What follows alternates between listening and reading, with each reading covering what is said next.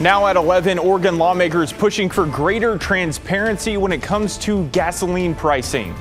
None of us like the feeling that we were taken advantage of by paying more than we expected. Plus, family and advocates still seeking change 2 years after a mother and her daughter were shot and killed. I just still remember the knock, the cry. And one Eugene couple's plea after their Teslas were vandalized in a brazen act. Doesn't matter whether you have cameras from that corner, the other corner.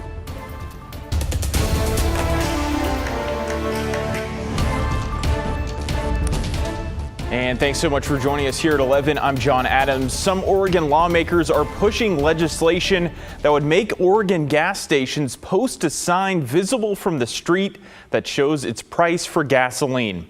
It's in response to a station in Woodburn that's frustrated drivers for years. Local residents say it routinely charges much higher prices than the station across the street. This ARCO AM/PM station in Woodburn has drawn much criticism and complaints over the years. Its sign outside its store doesn't display pricing, giving some drivers buyer's remorse. Some people say fill up, and that's a big mistake. Some people will just say a certain amount and they end up getting way less. Woodburn resident Heather Lagasso says she isn't the only local that learned the hard way that you must check the price listed on the pump at this station before filling up. They're sort of bamboozled and trying to figure out what's going on. They realize that the gas is double priced. The station was even the focus of a KGW investigation, with our Kylie Boshi finding that prices here were often $3 higher than the state average. Now a group of Oregon lawmakers are looking to push through legislation that would require gas stations to post prices on a sign visible from the street as well as their pumps. It's known as HB 3647. At a hearing in Salem this week, a lobbyist from the Oregon Fuels Association condemned the actions of the ARCO AM/PM. This is also an embarrassment to the Oregon Fuels Association. This is one station in the entire state. We learned about this several years ago. This is not a member of the Oregon Fuels Association, and this is not common practice. The association did, however, push back against HB 3647, saying it would cost some smaller stations to pay too high of a price to install major signage. Lagasso understands the argument, but thinks something needs to be done to stop bad actors. I would just like to see them come to a sort of happy medium. I don't think it needs to harm small business. I don't think it should. But I also don't think that this sort of loophole should be left open. And we're also tracking a bill proposed by a state senator that would freeze property tax assessments for homeowners 65 years and older. Republican State Senator Cedric Hayden, who proposed the legislation, argues that Oregon's high property taxes are pushing people out of their homes they own. One group against this kind of policy, Oregon Center for Public Policy, argues this would lead to a loss in revenue that would only get worse over time. The public hearing on this bill is set for tomorrow afternoon at 1. Turning now to weather, it was a pretty cloudy and damp Sunday out there, but it looks like we're going to start drying out and have much better times ahead of us, according to our Celine Stevens. And Celine, are those 70s we've been looking at over the last few days still on the way? Definitely. I will say we have a 99% chance of seeing at least 70 degrees, but we're definitely going to be seeing temperatures over that once we get to Tuesday. It's going to be very nice. Right now, though, we're not there yet. We're sitting at 60 degrees outside. It's pretty mild, though, overall. We're seeing the cloud coverage still. Those winds pretty light, only 5 miles per hour. And so taking a look at our radar, really, that rain has started to move out the way. We've seen maybe some light sprinkles toward the evening hours, but nothing significant at all. Overall, today, we saw less than 1/10 of an inch of rain. So we didn't have anything big to worry about today, and we won't as we get into the next couple of days. Right now, looking at temperatures across the map, it's 58 in Vancouver, 54 in McMinnville, still lots of 50s at this hour. So again, pretty mild temperatures along the coast. We're looking at 52 in Newport, 54 in Tillamook, and those temperature differences still were trending warmer right now than this time yesterday. 7 degrees warmer here in Portland, 7 in Vancouver, 8 in Hillsborough. Temperatures again are only going to continue to trend up as we get into the next 2 to 3 days, looking at 4 degrees warmer in Newport. And so here's where we're going tomorrow. Temperatures in the 60s, but upper 60s. Looks like Longview could hit 70 degrees, though. Portland at 68. We do have a potential of seeing some morning showers, but even if we do, it'll be less than 1/10 of an inch of rain. And as we get later on to the afternoon, we should expect to see some sun breaks, and things are going to be pretty nice as we get into that Tuesday with the 70s. But we'll talk more about what else you can expect in a bit. John? All right, Celine, we'll see you then.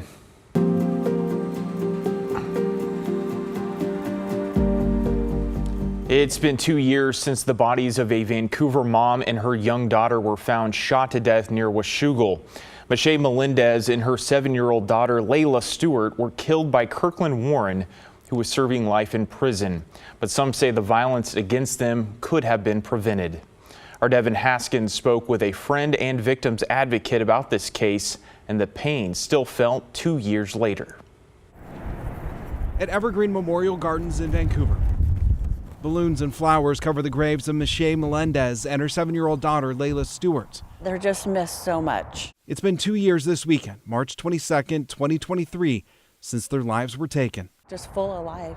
Yeah, they were fun to be around. The mother and daughter were found shot to death alongside a rural road near Washougal. The two had been missing for several days. Melendez's ex-boyfriend, Kirkland Warren, was ultimately arrested, charged, and pled guilty to their murders. In October, he was sentenced to life in prison. He should have had an electronic ankle monitor on. He should have been watched. 2 years. Michelle Bart, president of the National Women's Coalition Against Violence and Exploitation, says Warren should never have been free in the first place. Just days before their disappearance, in a separate incident, he was arrested for shooting at and threatening Michelle. Despite being labeled a threat, he was released without an ankle monitor, even though at the time he was also out on bail for a 2017 murder charge in Arkansas, something Michelle Bart considers a failure of justice. Everyone says closure and justice. There will never be closure or justice because the systems in 2 jurisdictions failed. Not only these two, but a man in Arkansas. 2 years later, family and advocates still searching for answers. We still are seeking answers to why he did not have the ankle monitor on. Washington already has laws designed to prevent tragedies like this.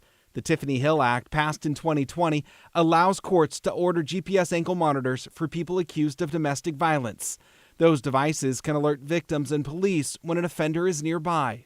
If there's laws on the books, we need to use those laws.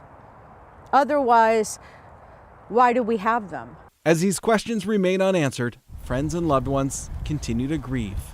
I just still remember the knock, the cry of Nicole when they told her that they would not be coming back. Devin Haskins, KGW News. Thousands of people across the country are participating in rallies outside of their local post offices. It comes after the United States Postal Service postmaster announced thousands of jobs will be cut in the coming weeks, and there will be major changes within the agency, spurred on by DOGE. In Washington, there were protests in Everett, Tacoma, Olympia, and Seattle. The National Association of Letter Carriers, the union representing postal workers, is spearheading these types of rallies across the country, including 9 throughout Washington. The biggest concern from many are plans to cut 10,000 workers by mid-April. They're wondering, do I have a job going here in the next few weeks or months or whatever? Well, that gentleman believes it's not only a threat for their jobs, but to communities nationwide. He warns it could lead to service delays or days of no service. In Idaho, dozens of people rallied at the state capitol building today, also in support of the Postal Service. People gathered to express their concern about potential job cuts and privatization. They say the Postal Service is something a lot of people still rely on. In the United States, especially in rural America, like we have here in Idaho, we have a lot of people here in Idaho that the only person that they see throughout the week is the letter carrier, and they're going to be taking that ability away.